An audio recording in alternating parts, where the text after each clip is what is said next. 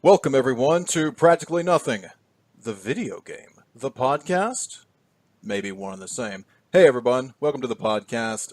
We took a week off, basically so we could recharge and, come at you fresher than ever. Um, guys, um, what have we been up to? Starting with Dr. Bodyguard. Hi, I'm Dr. Bodyguard. I've been watching Naruto still. I'm almost finished with every episode that's on Netflix. I'll be moving on to Hulu Plus soon to finish that off. I'm confident that if I really push it, I could finish all 700 episodes by the end of the year. Been playing a lot of Injustice 2, really loving that. Went ahead and upgraded myself to the Ultimate Edition. Been reading a lot. Just finished book 4 or 5, The Getaway God by Richard Cattery, Sandman Slim series. Fantastic urban fantasy if you guys want to check it out. And just being married. So, what about you, Cardwiz? What have you been doing?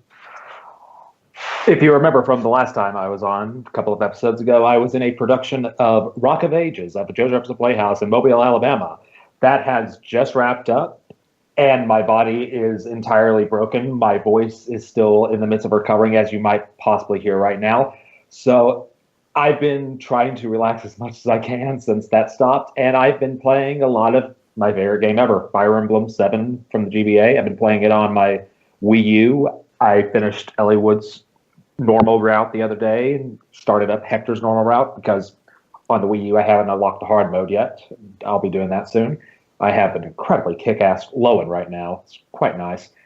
And after that, I will be in a production of The Little Mermaid, which thankfully, thanks to the schedule, I have 2 weeks off from that. So I will be starting that up in 2 weeks, giving my body a little bit of time to recover. It is going to be nice. And lastly, me, your host and your good pal, Ordo. I have been basically just living life and working, adult stuff. But, other than, just like normal everyday stuff, I saw Wonder Woman, which was really, really good. Guys, go see it if you still can. This is probably about... This is the third week. We're going on the fourth week it's been out. Yeah. I actually saw it a week after because my aunt was really wanting to see it. And we couldn't get our schedules lined up to where we could go see it, but we finally did. She loved it. I loved it. We'll talk about it one day. I broke my original Xbox One controller. Bodyguard sent me a new one, graciously. Thank you very much. Also a nice You're picture welcome. of an owl. I started playing Tales of Berseria again. Yes. Generally, I've just felt pretty good. I'm having an overall good day today, so... I'm trying to think of anything else. Oh, I actually read a little bit more of my Star Wars book while my car was getting serviced for free. So, boom, knocked that one out of the park. I don't know, guys. I'm feeling really good today. I'm feeling really good about everything. Well, that's good. That's good. That way we could go into this topic without being a bunch of negative Nancys. Yeah, that's great. Personally, the last week I've absolutely loved it because when I haven't been doing stuff on the stage, I've been at home in front of a computer screen watching a bunch of streams about something that was going on in Los Angeles, the Electronics Entertainment Expo. E3, baby. E3 came and gone. It always feels like it takes forever to get here, but once it goes, it's just like, it's gone. Honestly, for me, I didn't care when it was coming, and I'm glad it's gone. I just did not care about E3 this year. I love the hype train of everything.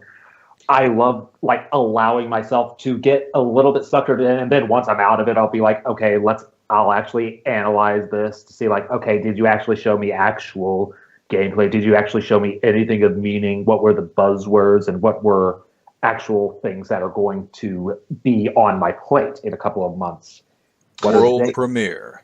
Exclusive. You could have taken a drinking... You could have had a drinking game with Microsoft's press conference. Console launch exclusive. 4K, now in 4K. For me, that's the thing, is I'm a only Xbox gamer, and I'm fully willing to admit that they are still recovering from the Xbox One launch fiasco that Dawn started, right, Dawn? Dawn Metric or whatever? Dawn Matrick. Matrick. so as an Xbox gamer, we're still recovering. It's not that I hate Nintendo. Nintendo disappointed me too much, so I'm done with them. And I don't buy into nostalgia very much, so I'm not really hyped for a lot of things that they're doing. And I don't like console gaming, portable gaming very much. I just like playing on my Xbox. And the Sony, when Sony got hacked and was down for a month, I was out. Trust lost. No faith in that for service. It's not that they're not giving good games to people. It's just I only have enough time and money to really invest into one system. I have a PlayStation 4 myself. I enjoy playing it, but I will never, ever, ever let them have my credit card info. No. I will go to the store, purchase the little prepaid $20 cards, and put that code in. I will never give Sony my information. I don't think anyone should ever. They have proven that they cannot be trusted with it. It's not only... Sorry. It's not only that, but they have very piss-poor customer service. Like, you hear all these horror stories about people, like, losing their accounts, and they're just like, oh, well, you can, use your account again in, 6 months. And it's just like, what the hell is that? Like, you can't use your PSN account, even if you prove your identity because someone else jacked your PS4 account or your PS Vita account? I will also say that I fanboyed angered at this when they're like, oh, well, we own the Spider-Man licensing, so we're not going to let anyone else have the video game. I loved Spider-Man 2. I loved the PS1 Spider-Man games. I loved Ultimate Spider-Man. Those are some of my favorite games, and they're pulling this bullshit exclusivity shit, and I just cussed a lot right there. And it made me mad. I don't like God of War. The Last of Us looked really depressing, and it came out at a time in my life when I had no time for that kind of stuff. And, yeah, I don't know. But, as far as, Microsoft, because that's what I paid attention to, some cool games are coming out. The Xbox One X, it's going to be interesting. It's going to be a cheap 4K player as well, and I mean it is impressive for a pretty solid PC rig in a console for a really good price too. So I mean, I was okay with that. Yeah, if we had to sum up the press conferences in a few sentences, like Sony would be, here is the third-person cinematic adventure that people are going to love and be praised for, but you could play through it once or so and maybe enjoy it. Microsoft was, here's our super console, but we have everything else on PC as well, so you can enjoy your PC if you have a PC that can play it all. Nintendo was happy, here's joy for you if you want it. Yeah, Metroid fans are still proving themselves to be garbage. Yeah, I've heard a lot of Metroid quote fans complaining that I can't believe they didn't give us a date on Metroid Prime, or I can't believe that this game that's going to be on the 3DS is going to exist on the 3DS. Go on. I went on a Twitter rant for Metroid fans today, and I'll just say it right here. I've said it on Twitter. You can look it up. Plan Ordo. That's a plug. I don't care. You're garbage. If you're sitting there saying, oh, no, if you're one of the people that's been complaining that Nintendo's not doing anything with Metroid for years, and they're like, okay, we want to appease our Metroid fans. Reggie's out there saying, the Metroid franchise is important to us at Nintendo. Here's a remake of the second game. It's a 2D Metroidvania style that you guys have asked for. And in addition to that, Metroid Prime 4, another game that you guys want, is now in development. But if you're going to sit there and be like, well, I'm not supporting this game because there was a fan game that came out, then I don't know. It kind of pisses me off because basically Nintendo's like saying, they're basically extending you an olive branch and you're spitting in their face. It speaks really big to the realm of entitlement, which is a topic we will talk about one day. But that's what it is, and that's one of the bad things about E3 nowadays. Is it's covered so much. Is it's just like you have all these entitled fans being like, I didn't get what I wanted, rage, and it's just like you said, it's garbage people acting like garbage people. I mean, even the people who made the fan game, which is their version of the Metroid 2 remake for the Game Boy. They said, guys, don't do this. So the guys who are out there who made their fan game are telling you, no, you guys need to support this too. And the thing that I said on Twitter is like, okay, if it's not your cup of tea, if it's not something that you can afford to buy, okay, that's understandable. But just being a complete asshat about it, there's no reason for that. Your franchise is not an evergreen franchise. It is not Mario. It is not Pokemon. It is not Zelda. It's not the newly refreshed Fire Emblem. It is Metroid, and it does not sell well in Japan, and is not popular. And if they see that the numbers aren't there because you're out there being an asshat and protesting it, they will can that franchise. It's not beyond them. They're not afraid. Look at Star Fox and F-Zero. Those are dead. Yeah. And on top of that, to sort of branch off of that, there are the people who seem to be absolutely enraged, irrationally so, that Nintendo is continuing to support the Nintendo 3DS. And they've gone on record said that they're going to continue supporting it beyond even 2018. People seem so bound and determined in a way that I don't quite understand. They want this system to die. The system that a lot of people have absolutely loved. Not everyone has, but a lot of people love and still love to this day. It's one of my favorite console, quote, systems that I've ever owned. I play it every couple of days. Do you want to know why it's garbage? Do you want to know why it's a garbage system? Because when it launched, it's too small. When it launched, Ordo, it was too small, hurt my hands to play with. And that virtual console was not supported at all. No. Virtual console is still not supported. That's a Nintendo problem across the board. But the physical problem of it being small, they have fixed. They've created the XL model. They've even removed the 3D features to it. All they've done is improve upon the system in that sense. I hear what you say. Hear what you say. I invested in a launch one at $250, and they're like, oh, that was too small. Here, have another one for $200. I ain't made of money. I got books to read, books to buy, movies to buy, and I like food. I can't buy a new system. Even I'm okay, just straight up, my Xbox One, I didn't buy it. That was an Easter present that I did not ask for from my mother. She went out and she bought it. I even said, you can't do this. It's $500. But you know what? I haven't bought a new console since PlayStation 3, which I did buy one. And I did not like Uncharted. I thought that was not a good game. That shooting's garbage. Because you guys gave me the Metroid. I'm still angry about that.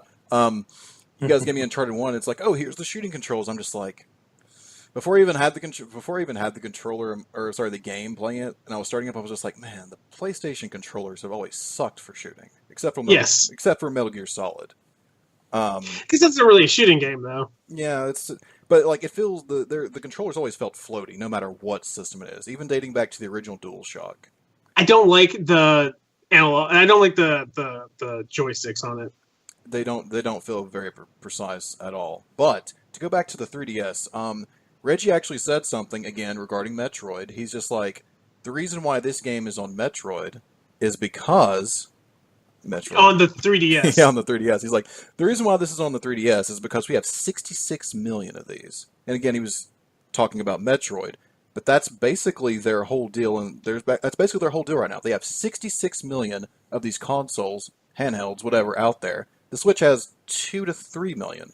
So the 3DS is still going to be getting games, whether you like it or not, just based on the install base. And it would be the same for any other system. Why do you think the PlayStation 2 was supported until 2012? Because it had 155 million consoles out there.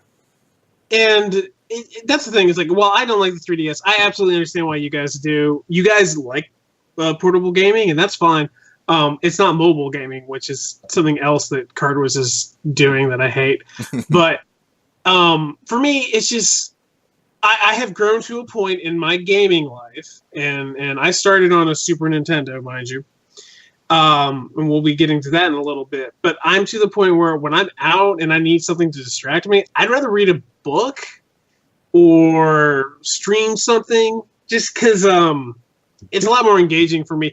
Video gaming is sitting down in front of my TV, sometimes with my wife, sometimes with my friends, sometimes alone, and just either streaming something off of the various platforms or just,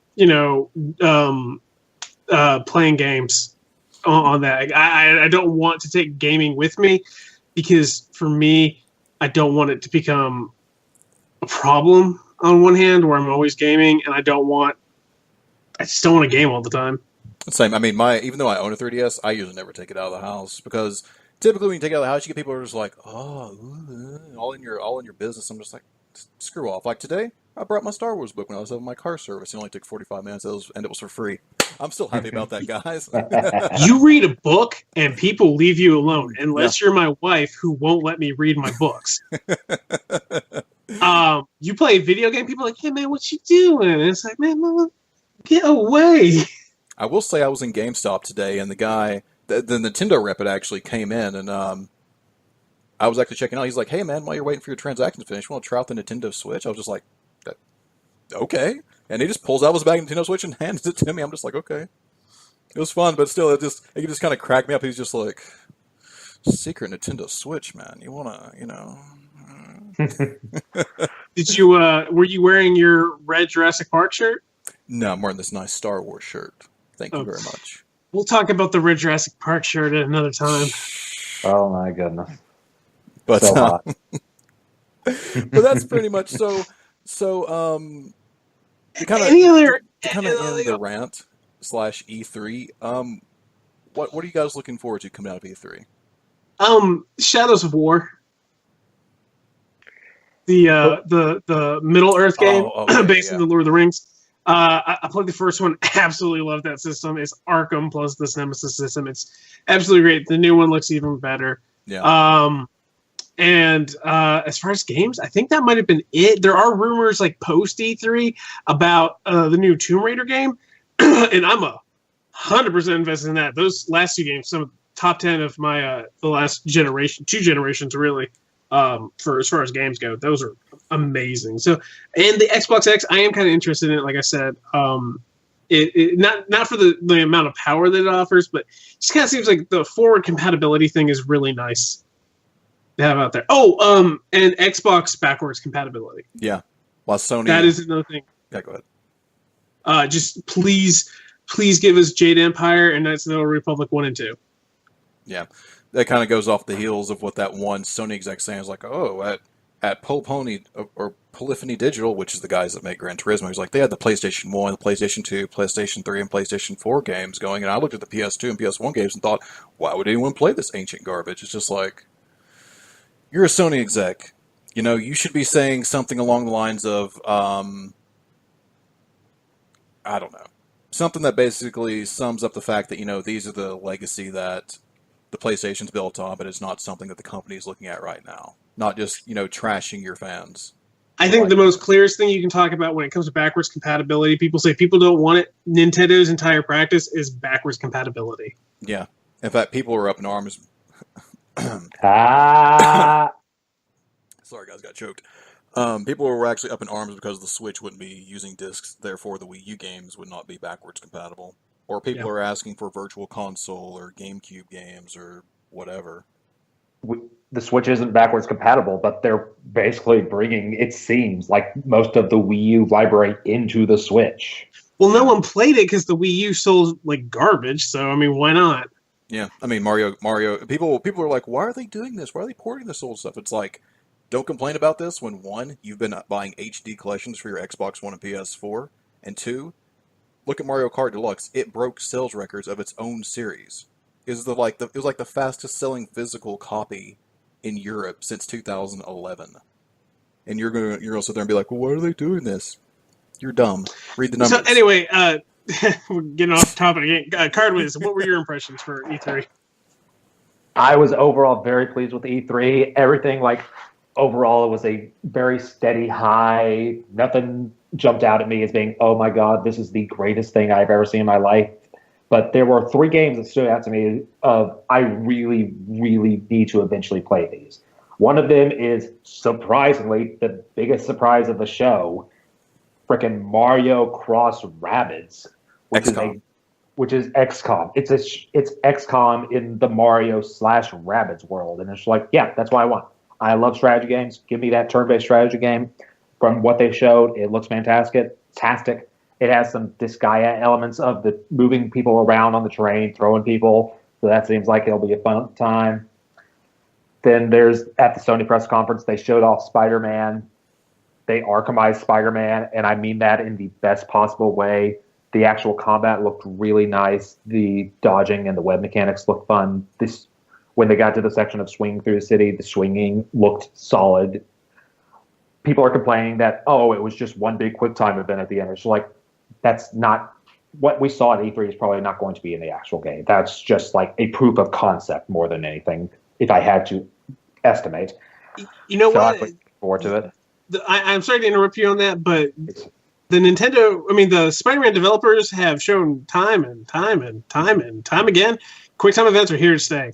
Every single Spider-Man game has had them.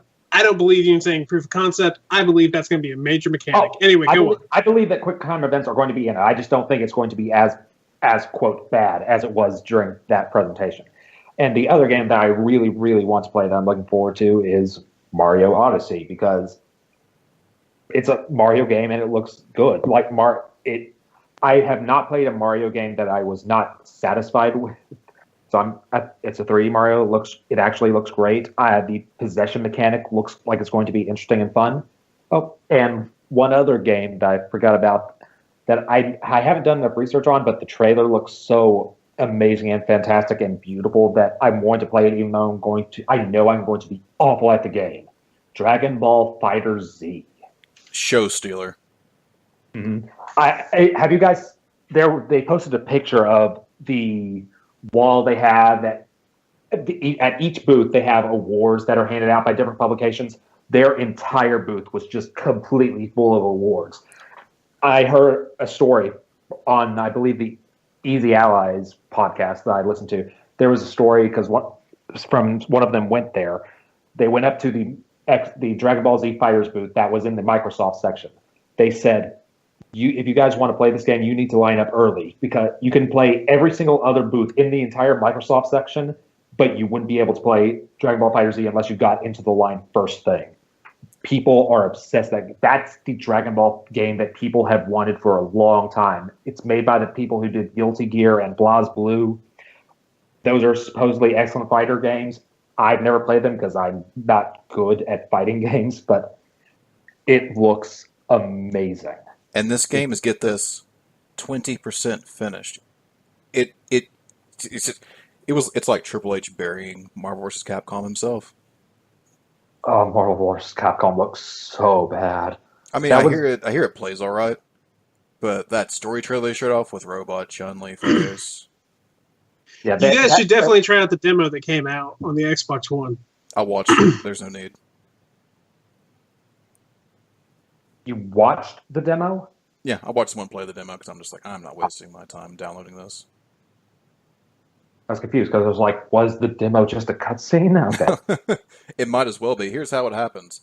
It's just like, oh, characters that I, for some reason, obviously know. Okay, we're doing an interaction loading screen. Okay, let's load into another cutscene that loads into the fight.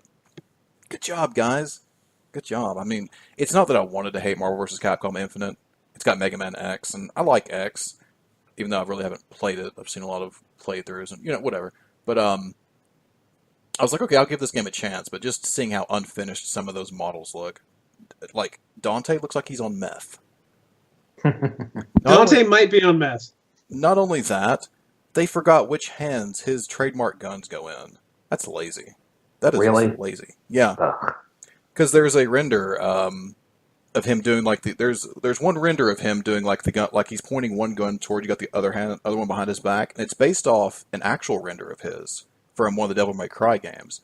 If you look at them side by side, they've got the guns reversed for some stupid reason. With that said, my personal looks at the games I'm looking forward to.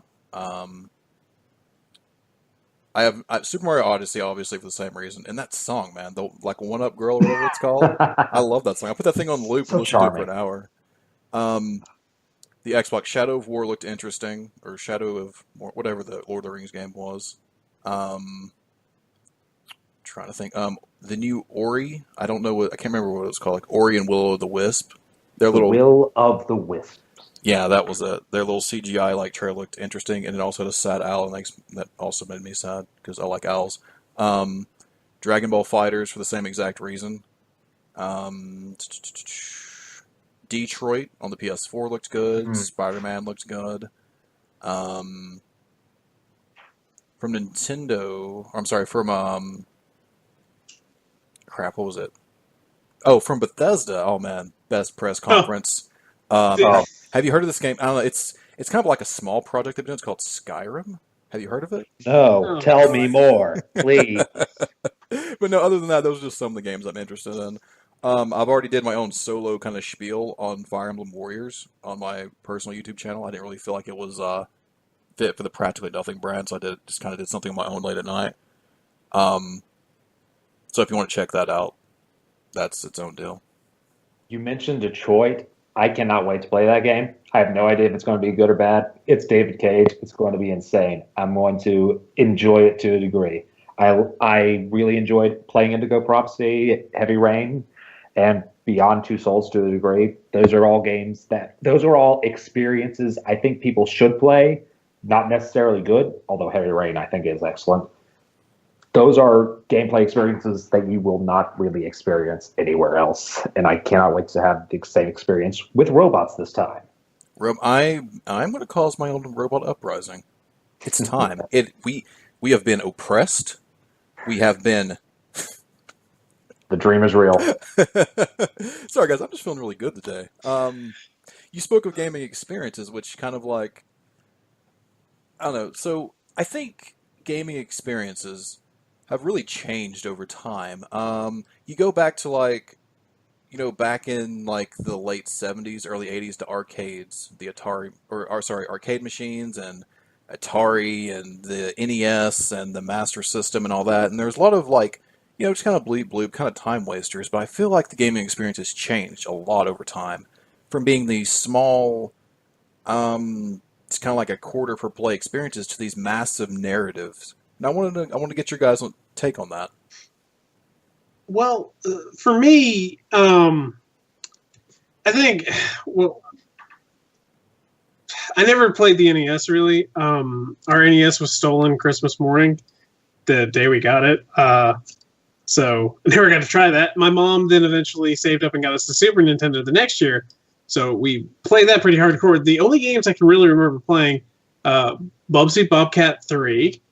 That's making a return. Liberty or Death, which was a Revolutionary War simulator. My brother played that, actually. Final Fantasy 3, which I love. AKA 6. Yes. Super Mario All-Stars, which was all the Super Mario games. And then, what was the other game? Oh, Link to the Past. So, but we also played arcades. You go out to Pizza Hut with your family, and you get some quarters from someone, and you play that. You go to Chuck E. Cheese or DZ Discovery Zone and play the arcades for a bit. And, House of the Dead, The Simpsons, the arcade game, X-Men, classic. I remember going to my dad's a doctor, and when he would go on rounds, if we went to floor 5, if he had kids on that floor, we'd go there and play X-Men and NBA Jam. Free. Who got no to play quarters as, needed. Who got to play as Colossus? Mostly my brother. Whoa. He liked to go. That's pretty much like the '90s experience, you know. Yeah. I mean, I definitely had that 90s experience. We got the PlayStation, and we didn't know we needed a memory card, so that led to some disaster after my brother put 13 hours into Final Fantasy VII. Oh, man. I got the PlayStation 2, played that hardcore, managed to let myself get robbed of that in a very embarrassing story. I remember that. Yeah. And after my house flooded in college, got myself an Xbox 360, started a friendship with you guys, and never looked back ever since. I'm a console gamer through and through. It's pretty much where I plant my flag. My experience is more or less the same. consoles, arcades, hang out with friends, pizza places.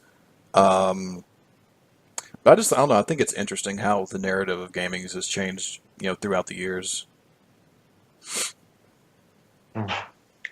Personally, I just grew up playing an NES that I got from an older cousin. I love playing that one. I actually made my little brother try to play with me. It didn't work. I tried to make my dad play with me. It kind of worked occasionally. He for some reason, he liked playing Teenage Mutant Ninja Turtles 3 with me. And I will always be grateful for that one.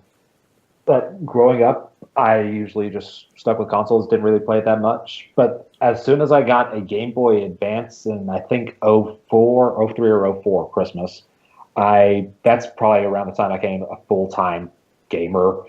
After that, I started getting almost all the consoles, most of the handhelds, except the PlayStation ones. I'm not playing those things. I enjoyed handheld gaming. That's what got me into, quote, hardcore gaming. I loved being able to play those things on the fly. I loved strategy games. I loved being able to plant my pieces. I always loved playing chess when I was growing up. One of my first computer games I ever remember playing was Lego chess, and I played the heck out of that, learning all the strategies and all the weird rule sets. Like the switching of the rook and the king, that just always seemed like cheating to me. It's like, oh, you're moving two pieces at the same time? Oh, it's lame. But it's changed. Gaming has changed with the age of the internet and like people having insane expectations and insane demands as their opinions grow and grow and grow and will never be kept in check. But it's not just gaming. That's how sadly real world politics and businesses are now.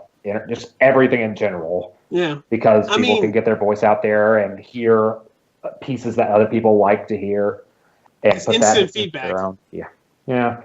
But that's a big topic that's not getting into now because that's a depressing one. I mean, the thing with gaming nowadays, like we're moving toward the VR era, and I'm already telling you, I'm out. No. I have no interest in the VR era. I don't want a VR game. People who are like, oh, I like to put on the thing and get scared. Well, I mean, bruh, it's funny to watch you flail about and everything, but I don't get the appeal. I mean, virtual reality was going to take off because porn adapted it, and if porn adapts it, it succeeds. It's just a fact. So that's definitely where a lot of people were like first experiencing it. So now we're getting like the Xbox One X is going to have some VR stuff with it. The PlayStation 4 already has VR stuff out with it. Augmented reality type games are becoming more of a thing. It's a weird world that we're getting old in.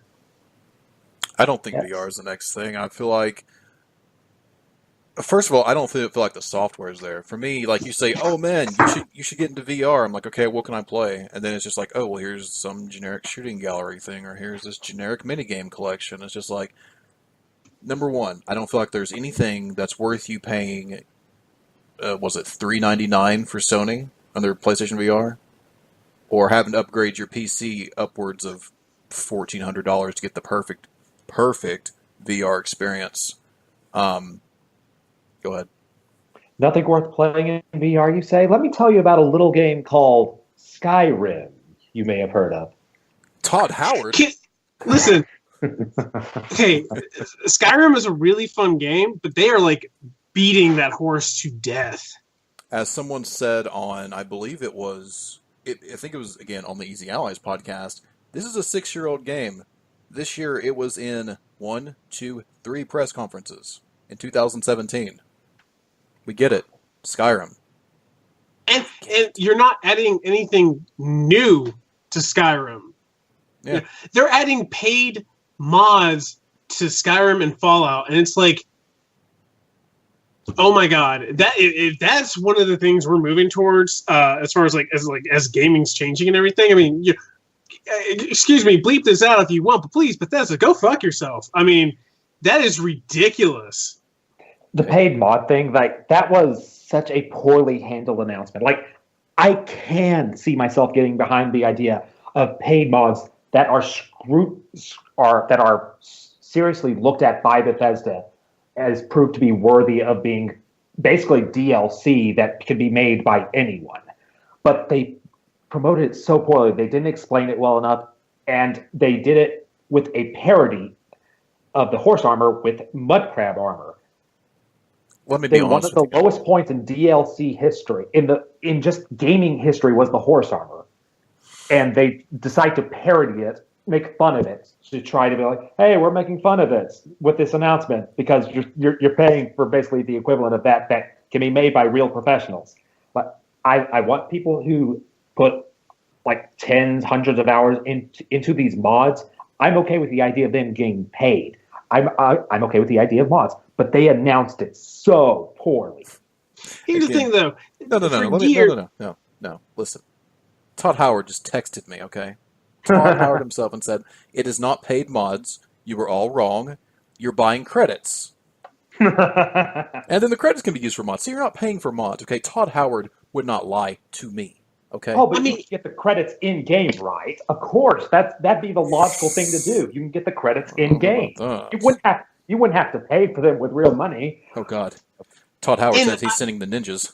I understand what you're saying. It's like if someone's working hard on it, they deserve that money. But I did game on PC for a long time, and no one did it for money. You did it for the passion of that project. If you want to get paid to do that stuff, go get a job doing it. Yeah. The modding community has never been about making money. That's why you have people remaking Metroid, Pokemon, old like reskinning old game, like old Ninja Gaidens to be Batman, or some weird clones of these games and stuff. They're not doing it to get paid because they're releasing them for free. They're doing it because they're passionate about it. This is something they want to do. It's their hobby.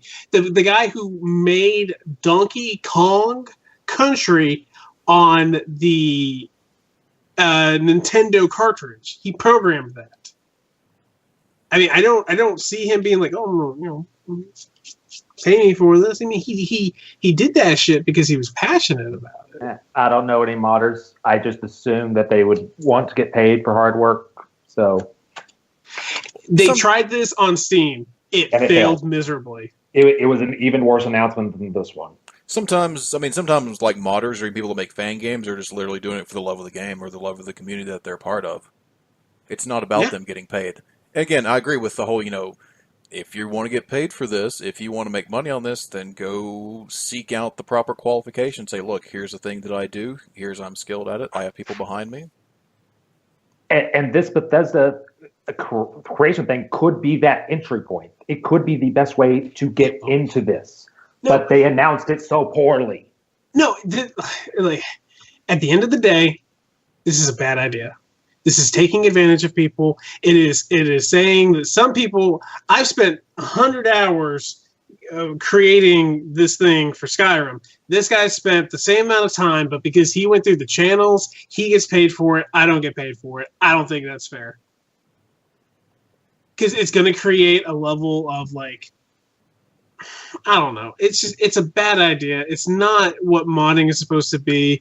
Take-Two just took modding out of PC on GTA, and they went from favorable reviews to just unfavorable reviews for GTA, and they're trying to hurt the sales because of that.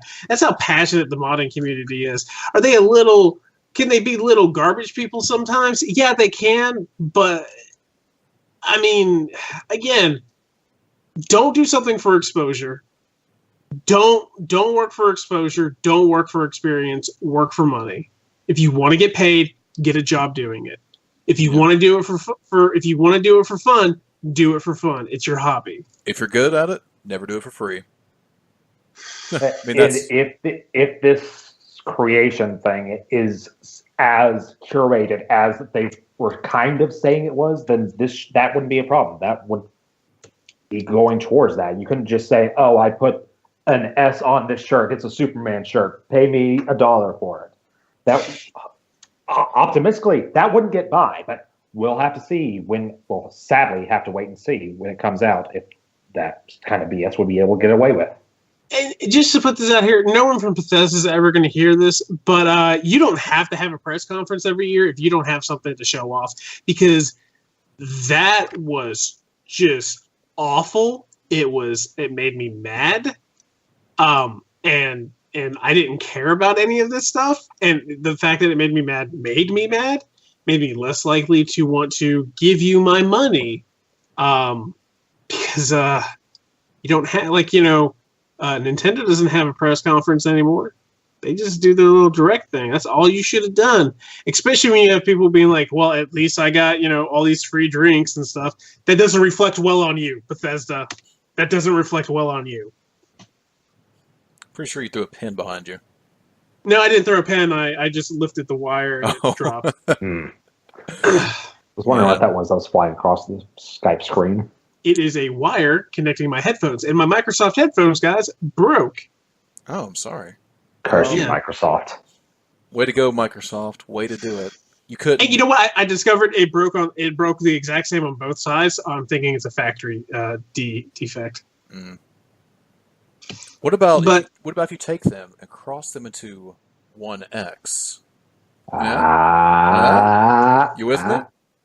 So, Ordo, what about your gaming experiences? For how things are changing with you? Because I'm the console gamer, he's a portable gamer. What really has changed for you? How did you start? Well, you know my story from the top 5 gamings where I was just like, well, I played Arcade Fighters a lot, played like Cruis'n USA, and Legend of Zelda: Link to the Past changed everything when I was introduced to my first gaming story. I was just like, whoa, storytelling, like knights and magic and all this other stuff, and that kind of, I mean, I still play fighting games, I still play things that aren't really like story-centric, but just playing Link to the Past, and then playing Ocarina of Time, and then playing all these tons of other games just really changed how I look at games. My gaming experience is kind of scattered throughout. I kind of consider myself the sort of all-around gamer because there's no one system I'm really loyal to. There are things I like about Sony. There's things I don't like about Sony. There's things I like about Nintendo. There's things I don't like about Nintendo. There's things I like about Microsoft and I don't like about Microsoft. But what really grabs me is just a gaming with a good story, characters I can really sink my teeth into and think about for days and years on end. I still think about Metal Gear Solid 3 all the time. Mm-hmm. I still think about I still think about Metal Gear Solid 2. Basically, I felt like that game actually aged better than it should story-wise. I know it's going to be a little heavy-handed with its narrative, but you look at our information age now and you look at what they talked about back in 2001, it's like, wow, okay, he kind of predicted the future. Nowadays, I'm looking for kind of like a mixed stuff. I don't mind playing games that aren't really heavy narratively, and then sometimes I really want to play a good RPG. Man, it is hard being an Xbox gamer and liking RPGs because I'm basically bullied by everyone else. That's RPGs are why I broke down and got the PS4. It's just okay, you got Persona and you got Tales and you got Sky and a bunch of other things. It's just you are the only place that has RPGs that I can play on the big screen at home. Sadly, unfortunately. Yeah, and Microsoft's trying. I like Microsoft's new approach where they're not going to be announcing games until they have a release date in mind. That's actually pretty good. Unlike Nintendo being hey, look, Metroid 4 Prime will be here eventually. Probably get canceled, actually. Or even Sony being okay, here's another trailer, early 2018, again, because gamers have all the money after Christmas, right? Mm-hmm. Or after they get married. Sorry. But it's it's just, you get to the point where it's, I've lost my point. Games, it's hard being an Xbox One gamer because you see all these other great games and you're Microsoft wants to give me something, but they just can't talk to me about it, and that hurts. Honestly, that Dragon game, what was it called? Scalebound? I was so hyped for that. It's canceled, and I'm just come on, man. What really makes that bad is if you were to go back and look at their, I think, 2013 press conference,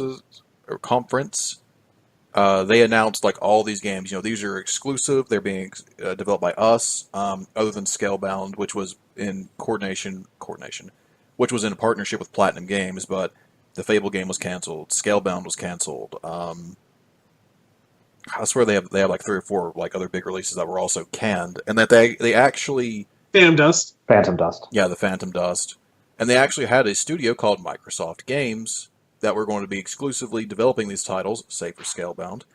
And not only did they cancel those titles, they shut that studio down. It's think, weird.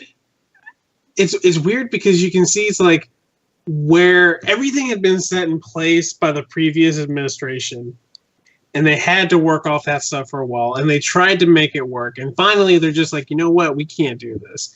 And I heard that Platinum Games maybe had been taking some of the money they were getting from Microsoft and funneling it into other projects, and that had something to do with it being canceled.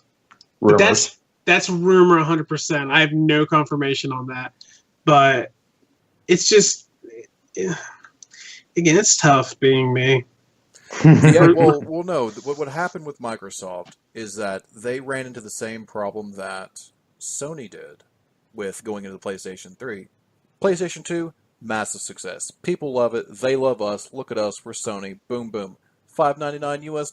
Y'all gonna pay for that. You won't even question it. Giant enemy crabs, you'll love it. Boomerang controllers, you will want it. And everyone hated it. And they suffered for up until about, I want to say, either 2008 or 2009 is when they first actually turned a profit on the PlayStation 3, to my recollection, whereas the Xbox launched in 2005 and turned a profit by probably mid-2007.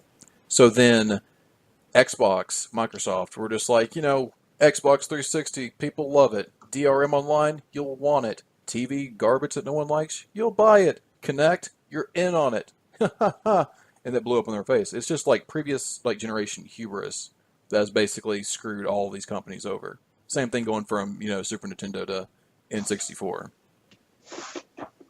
Yeah. Same thing with bigger and bigger investments, and it's blowing up in their face, and it's taking longer and longer to recover. But it feels like they're kind of getting there. Slowly, but they're getting there, sadly. It's just the development cycle is so long right now. It's just it's a little painful. Luckily, you have third-party studios who are putting out stuff, and it's like, I've got the fun, neat little Injustice 2 right now, which is, we get new characters coming out with that. There's rumored to be, they've already announced there's going to be 9 DLC characters, but there's rumor there's going to be another 9 more after that, which would be super awesome. And, you get little stories with those characters, a little bit of world building and everything, which is fun. And, I got Shadows of War coming out in October. That'll be fun. Good little distraction and stuff. Something that I can play with my wife and stuff.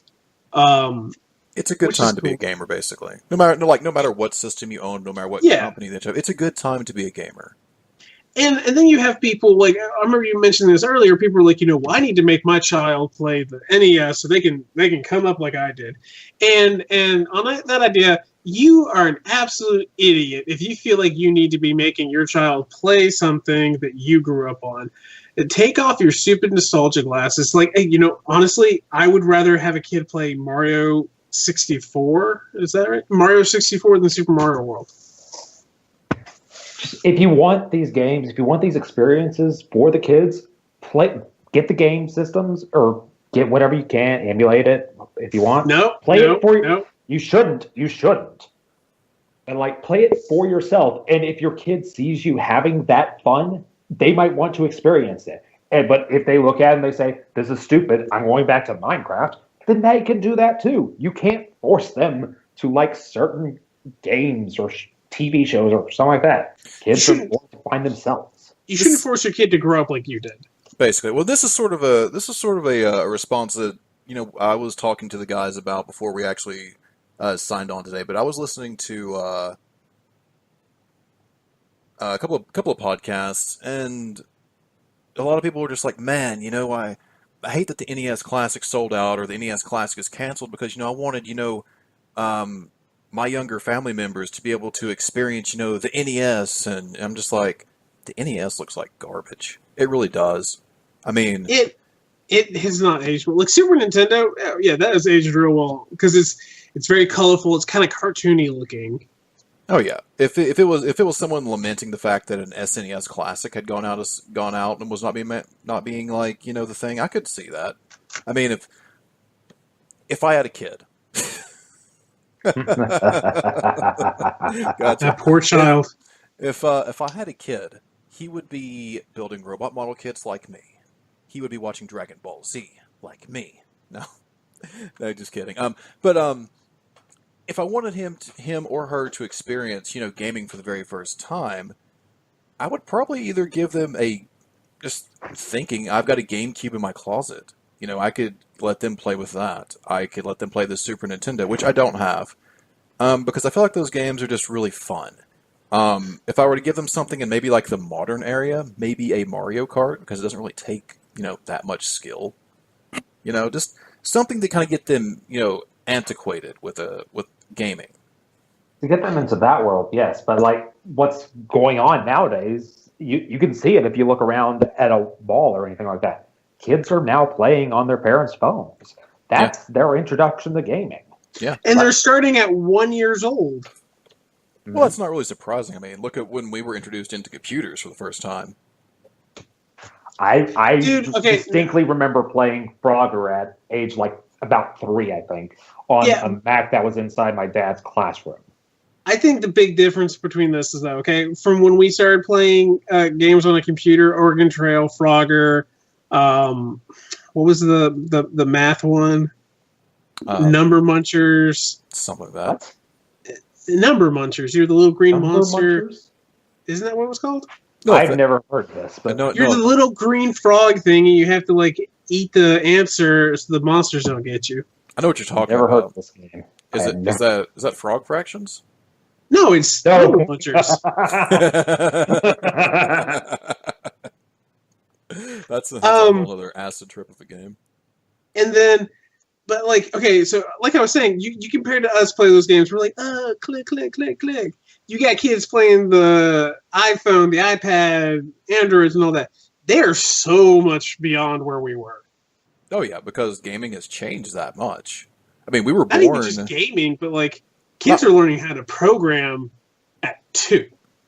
Oh yeah, I mean things change, but in the time that we were born, and by the time we could wreck it, walk, eat, sleep, and all that stuff, we had SNES, and then boom, there was a PlayStation, then 64, and then Dreamcast, and it all happened in rapid succession. So many. I'm sorry, what's the Dreamcast? The Dreamcast. The Sega? Sega? Yeah. The guys that make Sonic, and that's all they do? Yeah. Yeah. So what's the Dreamcast? It all began in 1999. You know what? If you guys want a good last generation game, the Sonic Kart Racer, pretty good. Yeah. Never played that one. I beat Ordo with Big the Cat. There's a cat in Sonic? Big the Cat. Fishy, you're a froggy. Oh, Froggy, where'd you go, Froggy? God. Oh my goodness. I'm glad I am not into Sonic. Sonic Adventure 1 is a fun game, and then you get to Big the Cat's stupid fishing bullshit. Oh my god. Check out the Game Grumps playthrough of Sonic Adventure 1 and their... It's accurate. It's accurate. Yeah. Check that out. A lot of times they have more over-exaggerated stuff about games, but that big oh, I'm pissed off thinking about it. Go on. It's just, gaming has changed. We've changed. And I do feel like gaming is kind of leaving me behind. Right now, probably the biggest thing in the world right now is still shooters, especially in the U.S. Call of Duty's still a massive franchise. Battlefield, Battlefront. By the way, Battlefront 2. I'm interested in that one. I mean, Grand Theft Auto is still on the MPD sales charts. Yeah. Still. At Microsoft's press conference, we saw that they are still promoting a Minecraft of all things. And now that's going to be cross-compatible with consoles, except for PlayStation, PC, handheld, on your phone. I can play on my phone and play with someone on a Switch. That's a game that kids are growing up with. That is their Mario, in a sense. Yeah. And they're learning from it. Well, it's not really bad because there's a lot of creativity in Minecraft. So. No, I'm saying absolutely. it's like they're learning engineering. Oh yeah, That's the incredible thing about this. Is like this is like imagine if we'd been given like we learned about the Oregon Trail, so we know that we can poop ourselves to death if we travel across long distances in a cart dragged by oxes, and we know how to flood whatever a river and stuff. But kids now are like I know how to construct a roller coaster. Yeah, well, you know what? I could have used them when I needed to construct additional pythons back in the day. I don't get that. It's StarCraft, man. I never played that. Neither have I. I think it's pylons. I mean, it's pylons, not pythons. Sorry. It's just the experience has changed overall. It really has, and for the good and for worse. There's good and bad elements. I mean, nowadays, the one constant I think through all of gaming, with multiplayer gaming especially, is that we always know what our mothers are up to at night, thanks to other people letting us know. It's great because I never knew. Now I know the truth. I know the truth behind everything. Yeah, Timmy, 12 years old, he spends every night with my mom apparently, and I didn't know. My mom didn't know either. This is thanks, Timmy. That's the one constant in multiplayer gaming is that you always know what your mother's up to. But gaming, in serious note, gaming. Did you see Cardwiz's face? He was just like, "What are you talking about?" You're so innocent. He has. See, well, that's the thing is, he goes into these games with voice chat off unless he's talking to us, so he doesn't know. Yeah. Oh, absolutely. I don't talk to those people. I have. Oh my god! This is a stupid side rant, but guys, Halo Reach, was it that guy that said I was like that? I can't remember his name. He said he was going. Well, no, because you turned your mic on. Okay. No, we were in the party. We were in a party playing the game. Let's back this up. Let's back this up. We were having it was me, you, Cardwiz, and Sled, and we were having the most incredible team run ever. We were doing 4-on-4s, and this one guy killed me, and he teabagged me. So I was like, "Nah, man, it don't go down like that. BNSC, team up, kill this guy, and teabag." So we did that, and this guy sticks around for a few sessions. We figure out it's all in good fun. We're trading wins back and forth, and even if we're losing, it's like because the max score the max score for 4-on-4 matches is 50. Whoever gets to 50 kills wins. So we're finishing 50-48 or 48-50. We're having these incredible matches. And then we're sitting there. I'm like, dude, guys, he's talking in the lobby, and they're like, don't. I was like, just let me hear what he says. So I click out of the party chat and I listen, and he's just going on about how oh my god, you suck, man. Look at you, Dr. Bodyguard or whatever, just you suck and blah blah blah blah blah. And I'm just like, I go back into the party chat. I'm like, oh my god, that's hilarious. This kid's trash talking me. This 13, 14-year-old kid's trash talking me pretty hardcore, and I can't hear him the entire time. So we have another round, and this time Ordo and I specifically are double teabagging him. And there's this really easy combo you can do in Halo, which is shotgun melee. Shotgun melee kills them instantly.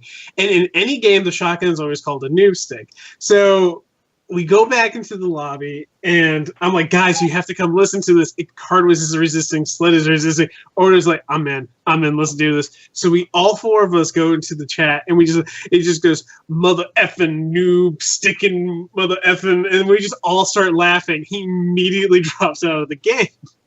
It was so funny. Probably it's just the thing that I remember the most because we were having legitimately good rounds with this dude. I mean, we were going back and forth. It's probably the best, we've all come together as a cohesive unit. We were like, okay, this weapon's here, this weapon's there. I'm not saying we're MLG by any means, but... Well, I mean, I do have a perfect game. Oh, yeah, no, I'm you there don't. for that. I'm MLG. The records are there. It was recorded. It's still recorded. And that's the thing, is it's multiplayer gaming... It's still so much fun. Oh god, guys, we really do have to do some Overwatch together. We haven't done that in a few months. Yeah. And I got Mecha Ferris, so I don't have to play anymore.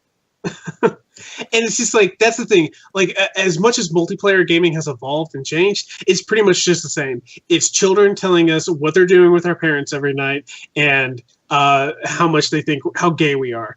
And that's that one comforting thing about multiplayer gaming is it's like, as much as things will change, I'm always going to be gay.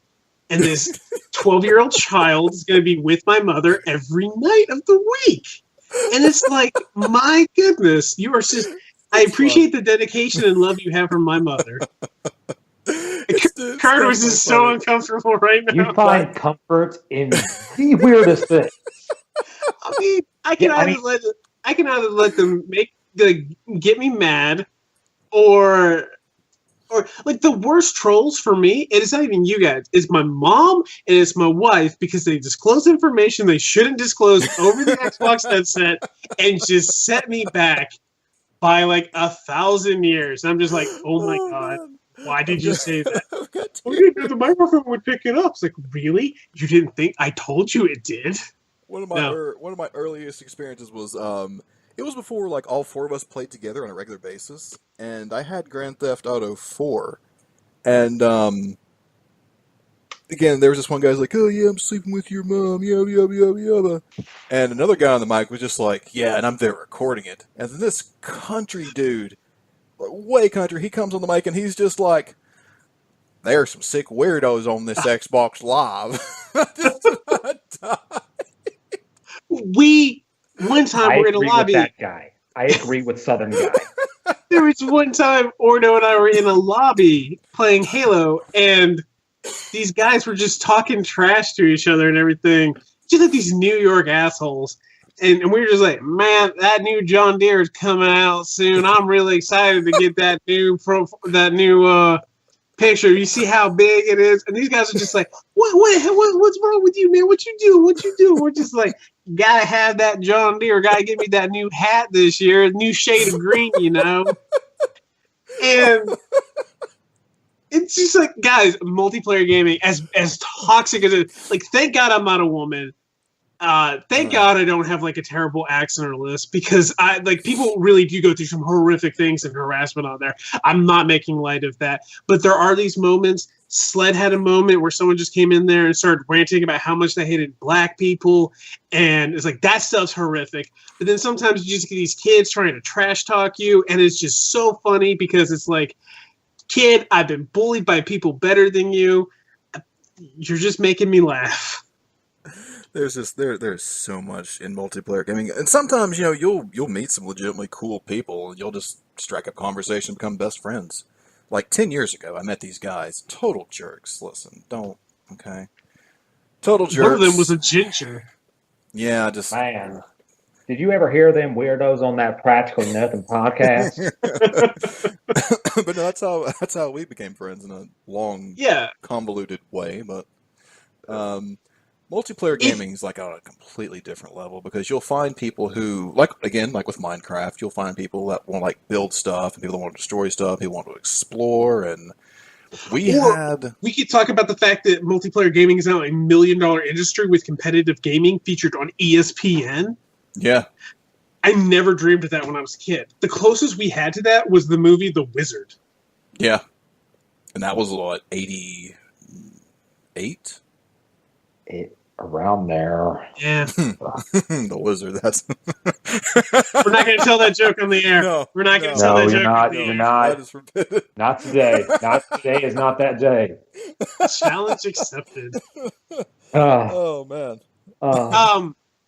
But yeah, it's like multiplayer gaming is not just like a casual thing like for us now. It is people's livelihoods. Yeah. And that's why when is Evo coming up, by the way? Probably just sometime in July, I think. That's why EA can get away with having a presentation on competitive soccer and football. Yeah, that's true. To all the people out there who are complaining on Twitter, oh, it's the sports ball section. Who cares about sports? Sports can be games too. It's all right. It's okay for genres to blend together into one thing. There can be sports games, and people will buy them, and it's okay for them to show off these sports ball games. It's not going to kill you to sit back and watch. Maybe you'll even learn something and find something to possibly enjoy about it. A lot of sports games are some of the best statistical RPGs out there if you look at it from that standpoint. I think Pro Jared has a great video on how it is an RPG, a war RPG. The Artifact. We're plugging a lot of YouTubers tonight. Yeah, we are. It's fun though. But it's like, like that's the thing. It's like, as you were saying, sports ball, 100% allowed. I mean, they've been doing the Madden challenge since what? 2011, 2010? No, before that. Way before that. I want to say maybe at least 2000, maybe. I mean, it's crazy because I think of the one thing that Danny Sexbang at the Game Grumps Ninja Sex Party mentioned. He's like, when he was in school, he just wanted to play video games, and now he can look back and be like, when his teachers were like, "You're not going to make a living playing video games," he can be like, "Screw you! I am making a living playing video games," and that's amazing, guys. Like, we thought that if we wanted to make a living playing video games, we would have to become programmers. Or something else you really didn't want to do. The less glamorous sides, if you will. Yeah, like being a tester or something. That's all. There's also that there are people who do all sorts of things out there, not just video game related. Like, now there are people out there who get paid. Before, back in the day, newspapers had one person who would review things like movies and such. Each of the big newspapers would have one person. Now anyone can do this. Anyone can watch a movie, sit in front of a camera, and record their thoughts, and occasionally get a little bit of ad revenue for it. It's just nice that we can get our voices out there. Yeah, you're no longer bound by big media's opinion of stuff. I am 100% legitimately insulted when people treat video games like they're just video games and that they're not anything else. 100% insulted, because it's just like, you don't get it. These are mediums to tell stories. These are mediums for people's livelihood. This is a medium to bring people together. It's bigger than what you think it was back in the 80s. It is, and that's the other thing. It's just like, like we've said, things have changed so much, and people are sacrificing the same way that lawyers and doctors sacrifice time with their families and everything. Game developers are doing it too. Oh, yeah. This is a serious business, and I'm not a fan of the whole Mario Rabbids thing, but there's that picture going around of that developer, the head designer on that, who is just filled with so much passion, seeing probably one of his childhood heroes, Miyamoto, show off the game that he's worked for how many years on. He's just sitting there crying, and it's like, that's what it's about, guys. We don't just play games for ourselves. We do want to celebrate these guys. Yeah, I mean, there are people behind this that make these things. It's not just, I don't know. I can't really put it into my words. It's more than what you think it is. And it's a new way of telling stories. Yeah. The only difference is that it's an interactive medium versus a passive medium. Passive medium, like listening to podcasts. You can listen to the Practically Nothing podcast on the feed or on YouTube at the Practically Podcast channel. I think practically you can only hear it on the YouTube channel now. Yeah, we ran into a little thing there. Oh, we did? Yeah. Didn't know. We're only YouTube now. We're keeping everyone informed, everyone. So I think we kind of hit our points here, guys. I think we rambled and we ranted and we went off the tracks so much that we're getting to that point where we need to wrap things up. Just quick plugs, and we're going to talk a little bit about what we're going to be hitting in the near future. For me, follow me at Dr. Bodyguard on Twitter. I do run the Practically Nothing podcast Twitter account, though Ordo will use it as well. I'm not active on it as much as I should be, and shame on me. That's life, though. Yeah. Ordo, plugs? You can follow me at Plan Ordo, and then you can also follow us at Practically Nothing on YouTube. We are no longer on SoundCloud because they have an upload limit for free users, and this is just a passion project, something we do for fun. So, and unless this thing becomes some kind of giant super mega hit, it's just going to be on YouTube only. We're not really going to put much money into this. That's just, again, life. All right. And if you need to see anything from me, you can find me on Twitter at KD Corley, or if you're in the Mobile area around August, go to Chickasaw Civic Theater and see The Little Mermaid. I will be there occasionally. And just to give you guys an idea, our next podcast, we're going to be visiting something that I think a lot of 90s kids experienced, and we are 90s kids. We're going to be talking about anime. We'll talk about our favorite animes. We'll talk about animes we don't like. And we're also, in the near future, we're going to be doing a little bit in honor of Sir Roger Moore, who passed away. We're going to be revisiting some of his movies as well, and we'll go into more of that at a later point. Specifically, the James Bond films. Well, yes, I'm sorry, yes, his most famous role as James Bond. So we'll be visiting that. It'll be great to see Order's reactions to Live and Let Die. I believe I've seen that. It's been a long time, but I personally have to revisit these because there's so many Bond movies. So, yeah. And we will never talk about Spectre. You don't have to worry about this one. Roger Moore was not in that one, I believe. Yep, that's right. Pretty good discussion, fellas. Is that it? Got anything else? No, maybe some positive power? Some positive power. Everyone, I don't know you, so I'm not going to say that I love you, but I believe that you can pursue your dreams. And, it can be hard, it can be rough, but, you can keep on. You can keep pushing, and it's... Invest in yourself. Investing yourself. Investing your friends, too. Yeah, I mean, if no one believes in you, believe in yourself. Don't be afraid to go out there and try something new or something crazy. As long as it's not insane. Yeah, today we spend all our time talking about video games. That is one thing that we all have a passion and a love for. I'm sure if you're listening out here, you have a passion and love for whether it be podcasts, games, movies, books, anything. Whatever you have a love for, just go for it and try to pursue it in different ways. Try to look at it from a different perspective. See what you can add to it. And sometimes you'll struggle for a while. That's okay. That's part of it. But in the end, as long as you keep that goal in mind, you can do it. If someone tells you you can't do it, they're jealous. They're jealous because they know that you can. They want to hold you back because they know that they don't have the gall or anything to invest in themselves. Screw them.